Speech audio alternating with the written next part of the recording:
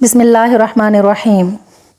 رسول اللہ صلی اللہ علیہ وآلہ وسلم کے مکہ میں دو بڑے دشمن تھے جنہوں نے آپ کو بہت تکلیفیں اور اذیتیں دیں، ایک ابو جہل اور دوسرا ابو لہب۔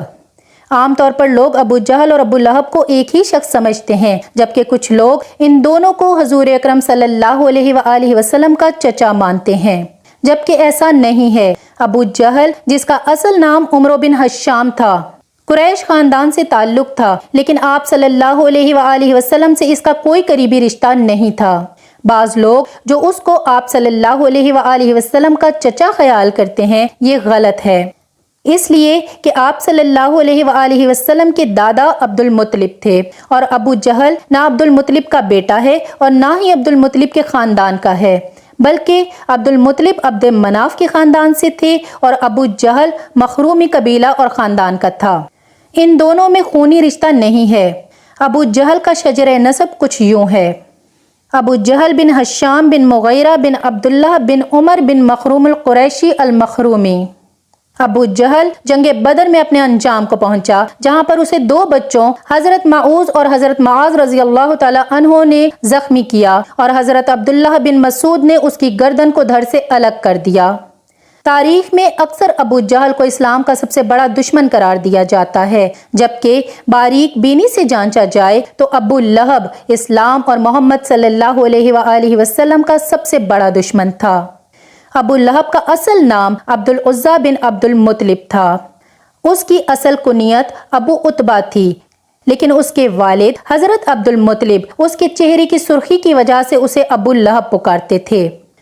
ابو لہب حضور اکرم صلی اللہ علیہ وآلہ وسلم کا حقیقی چچا تھا۔ جب ابو لہب کو کسی نے بتایا کہ آپ کے چھوٹے بھائی عبداللہ کے گھر بیٹا پیدا ہوا ہے تو ابو لہب بہت زیادہ خوش ہوا اور اس نے ایک لونڈی صوبیہ کو آزاد کر دیا۔ ابو لہب اسلام کے بڑے دشمنوں میں سے ایک تھا۔ جب حضور اکرم صلی اللہ علیہ وآلہ وسلم نے اعلان نبوت کیا تو ابو لہب نے سخت مخالفت کی۔ آپ صلی اللہ علیہ وآلہ وسلم کی شان میں گستاخی پر اتر آیا۔ جب خدا کی طرف سے رشتہ داروں کو دین کی دعوت کا حکم ہوا تو آپ صلی اللہ علیہ وآلہ وسلم نے کوہ صفا پر چڑھ کر قریش والوں کو پکارا۔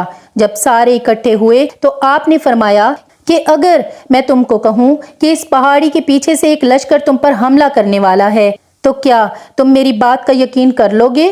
سب نے آپ صلی اللہ علیہ وآلہ وسلم کے حکم پر لبیک کہا کہ آپ صلی اللہ علیہ وآلہ وسلم نے ہمیشہ ہی سچ بولا ہے۔ اس کے بعد آپ صلی اللہ علیہ وآلہ وسلم نے فرمایا کہ میں خدا کے حکم سے تم کو ایک سخت عذاب سے آگاہ کرنے کے لیے آیا ہوں، جو دشمنوں کے حملے سے بھی زیادہ خطرناک ہے۔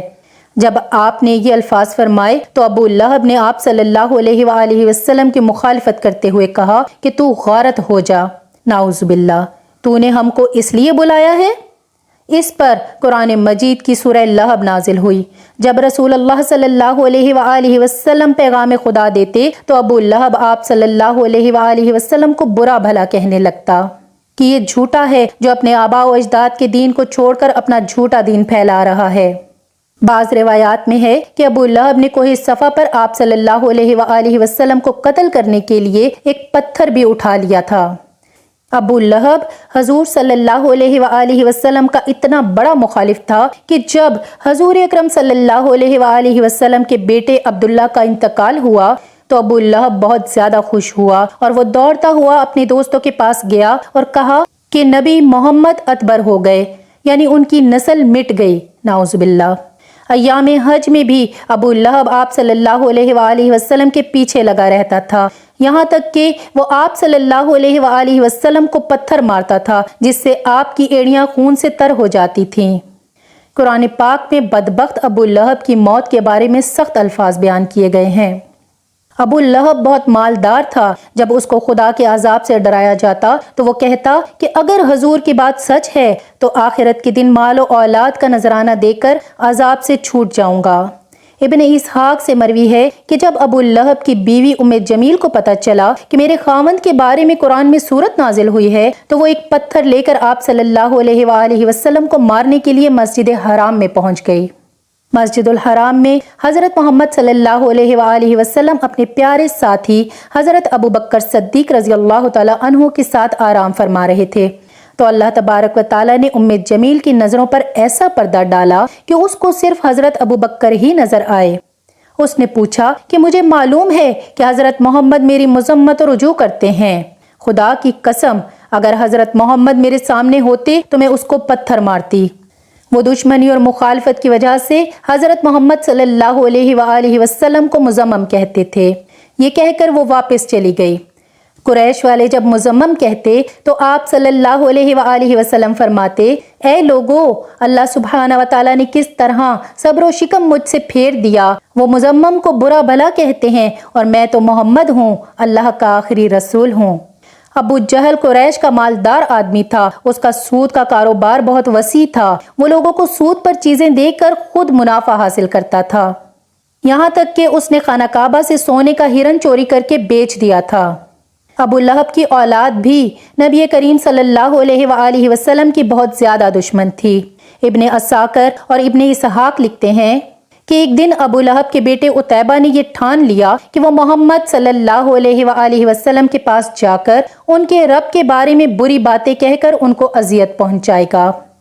عتیبہ بدبخت نبی کریم صلی اللہ علیہ وآلہ وسلم کے پاس آیا اور بہت سخت کلامی کی، اور سب سے بڑا جرم یہ کیا کہ ان کے چہرہ انور کی طرف تھوکا، مگر وہ ناپاک تھوک ان کے چہرہ انور پر گرنے کے بجائے دور جا کر گرا۔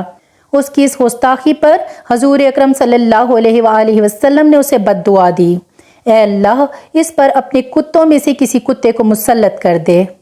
عتیبہ اپنے خیال میں بڑا کارنامہ سر انجام دے کر اپنے باپ کے پاس آ گیا۔ ابو لہب نے پوچھا، پیارے بیٹے تو نے اسے کیا کہا؟ اس نے بتایا کہ میں نے یہ اور یہ کہا۔ اس نے پوچھا پھر محمد نے کیا کہا؟ عتیبہ نے بتایا کہ اس نے یہ بد دعا دی ہے۔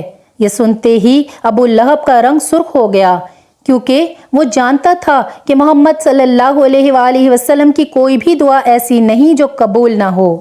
اب وہ پل پل اپنے بیٹے کا خیال رکھتا۔ ابو لہب ایک دفعہ ایک قافلے کے ساتھ شام روانہ ہوا اور راستے میں ایک جنگل میں گرجا گھر میں انہیں پڑاؤ کرنا پڑا۔ جنگل میں خوفناک جانوروں کا خطرہ تھا، تو ابو لہب کو بار بار حضرت محمد صلی اللہ علیہ وآلہ وسلم کی بد دعا یاد آ رہی تھی۔ ابو لہب نے قافلے والوں سے کہا کہ چونکہ تم لوگوں پر میرے بہت احسانات ہیں تو میں تم سے ان کا بدلہ یہی چاہتا ہوں کہ آج رات میرے بیٹے عتیبہ کی حفاظت کی جائے، پس تم سارا سامان اس گرجا گھر کے صحن میں جمع کر دو اور اس کے اوپر میرے بیٹے کا بستر لگا دو، پھر اس سامان کے ارد گرد تم سب سو جاؤ۔ حبار کہتے ہیں کہ ہم نے ایسا ہی کیا۔ رات جب سب سو گئے تو جنگل سے شیر آیا، ہم سب کے چہروں کو اس نے سونگا مگر کسی کو کچھ نہ کہا، پھر سامان کے بلند ڈھیر پر چڑھ گیا، عتیبہ کے چہرے کو سونگا اور اسے چیر پھاڑ کر رکھ دیا۔ ابو لہب کا برا حال تھا اور وہ کہے جا رہا تھا، میں جانتا تھا میرا بیٹا محمد کی بد دعا سے کبھی نہیں بچ سکے گا۔ ناظرین گرامی، ابو لہب، اس کے بیٹے عتیبہ اور اس کی بیوی کا انجام انتہائی دردناک اور عبرتناک ہوا، کیونکہ اللہ سبحانہ و تعالیٰ نے سورہ لہب میں پہلے ہی ان کے لیے عذاب کا فیصلہ سنا دیا تھا۔ جنگ بدر کے 7 دن بعد ابو لہب چیچک کی بیماری میں مبتلا ہو کر گل سڑ کر مر گیا۔ روایت ہے کہ اس کو ایک ریشے دار دانہ نکلا، جو پھٹا تو اس سے مزید دانے نکل آئے، اور ان دانوں کی جب بدبو پھیلنے لگی تو اس کی اولاد اور بیوی نے یہ فیصلہ کیا کہ ان کو اپنے گھر سے کسی ویران کھنڈر میں منتقل کر دیتے ہیں تاکہ یہ بیماری کسی اور میں منتقل نہ ہو۔ اسی بیماری، بدبو اور اذیت میں 7 دن رہنے کے بعد ابو لہب جہنم واصل ہوا اور اس کی لاش 3 دن تک پڑی رہی، کوئی اس کے قریب نہ بھٹکتا تھا۔ لوگوں کو ڈر تھا کہ جو قریب جائے گا اسے چھوت کی وہی بیماری لگ جائے گی جس سے وہ مرا ہے۔ جب بدبو پھیل گئی تو لوگوں نے اس کے اہل و عیال کو آڑ دلائی، اس پر انہوں نے ان تانوں سے تنگ آ کر کچھ حبشیوں کو اجرت دے کر لاش اٹھوائی، جنہوں نے اسے لمبی لکڑیوں پر رکھ کر ایک گڑھے میں پھینکا اور اوپر سے دور کھڑے ہو کر یوں پتھر پھینکے جیسے اسے رجم کیا جا رہا ہو۔ اس کی بیوی جو جمیل کے نام سے معروف تھی، ابو سفیان کی بہن تھی، اس کا نام عروہ بنت حرب تھا، وہ بھی ایڑیاں رگڑ رگڑ کر مری، اور اللہ سبحانہ و تعالیٰ نے ارشاد فرمایا کہ اس کی گردن میں مونج کی رسی ڈال کر اسے جہنم میں پھینکا گیا ہے۔ وہ اپنے قیمتی ہار پر فخر کیا کرتی تھی اور شیخی مارتی تھی کہ میں یہ قیمتی ہار بیچ کر محمد کی مخالفت میں لگا دوں گی۔ اللہ سبحانہ و تعالیٰ نے اسی گردن میں وہ توق ڈالا کہ جس سے شیطان بھی پناہ مانگتا ہوگا۔ اللہ سبحانہ و تعالیٰ ہم سب کو بھی اسلام پر چلنے اور اس پر عمل کرنے کی توفیق اور طاقت عطا فرمائے۔ آمین یا رب العالمین۔